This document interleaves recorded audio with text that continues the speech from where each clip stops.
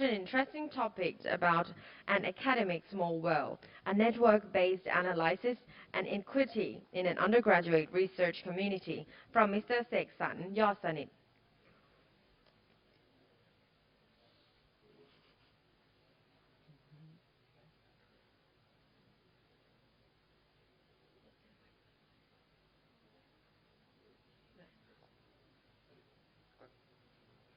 The microphone? Hello? Okay. So good afternoon, ladies and gentlemen. Have you ever wondered how these medical students are able to present their project here at IMRC? Regarding academic success, growing literature suggests that there are three responsible capital: economic, cultural, and social capital. While the first two have been widely explored, the social capital is underexplored, and most study is qualitative and subjective. I'm Seksan Yoadsanit.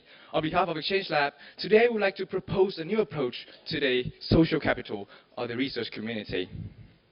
In social science, there's a tool called social network analysis, or SNA, which can visualize and quantify interactions in any type of community, including research community. Using SNA, we can classify networks into various types as shown in Figure 1. And understanding those classification would lead to suitable policy recommendation. So therefore, our study aims to define the social network structure that leads the undergraduate medical research community to success. And here's our methodology. Our study design is a cross-sectional quantitative survey with SNA. The survey is used to collect advice-seeking frequency among medical students who is qualified for abstract presentation scholarship in 2021, which refers to the successful group. The data will then go through network and statistical analysis. Centrality, which tells us about how many interactions each person has, and the global parameter, such as clustering and connectivity, which tells us about the overall network behavior, is computed and combined to define the network topology, which is a pattern of network structure. And here's our SNA results. We can see that there are three key findings. First of all, is the clustering. As you can see in Figure 2 here, which is a sociogram where the blue circle represents students and the arrow represents interactions or advice seeking. The formation of closed triangle like S6, S7, S8 refers to clustering. We can also see this phenomenon in Figure 3 as well, which is the diagonal pattern in the adjacency matrix. These two figures tell us that there's high clustering in this community, which reflects team forming. Moving on to the next parameter, which is the centrality. We can see that the centrality have a normal distributions, which reflects resilience. The reason is because in this type of network, there are multiple nodes with high centralities or high interactions, which means there are multiple hubs or advice provider. So when someone is missing from the system, there's still others who can provide advice or can run the system. Moving on to the last parameter, which is the connectivity, where we are going to mainly investigate the shortest path length, which is basically the number of arrows that lie between any two nodes. For example here, if S10 want to talk to S5, S10 have to talk to S12 before talk to S5, so there are two arrows lie between S10 and S5, so the shortest path length is 2. Looking at the distributions of every single pair of shortest path length, we can see that they tend to have a highly positive skew, which means that the shortest path length is low. In terms of behavior, it means that if you want to seek advice in this system, you can directly approach others, or there will be 1 to 2 middlemen. And for this to happen, there should be a collaboration across research cluster to reduce the number of middlemen, leading to low shortest path length. After we triangulating all the data, we come down to the conclusion that the undergraduate medical research community is a small network, which is a predefined network with high clustering and low shortest path length. So this kind of network leads the community to success through two main behaviors, which is team forming and collaboration across research cluster.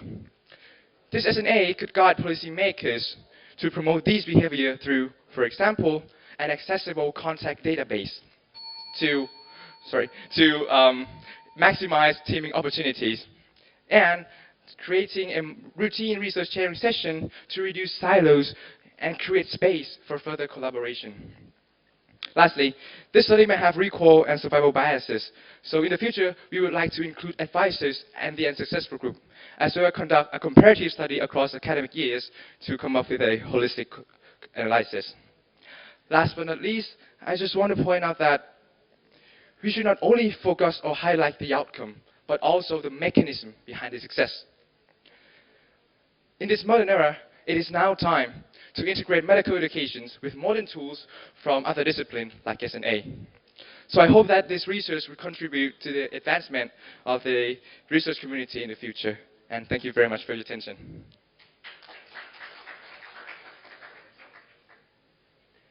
Now let's move on to question and answer sessions. Do we have any questions? Thank you for your interesting presentation. I just wonder that you mentioned that normally this type of thing they use like qualitative research to study. Why, like, how come did you decide to use the SNA instead, and what are the advantages and disadvantages compared to other studies? Thank you very much. So that is a very interesting question because that is the beginning of our research. So first of all, as we review some literature, we can see that in a qualitative research in social capital, mostly we are looking at the perceptions of students to research or to advisors or to their peers. So from that, if we want to create a sustainable or an effective policies, there's no actually measure to see the difference or the changes. So by introducing this method, by using SNA, we can see that we can analyze and calculate all the values into numbers. And with that, we can compare across many groups of data, and we can come up with a suitable policy, as I said before. And also, the key important is the monitoring tools, because if there's only qualitative research, we cannot significantly compare across the data. So this is where our research come in and have the advantage of. Thank you. Another more question from on-site.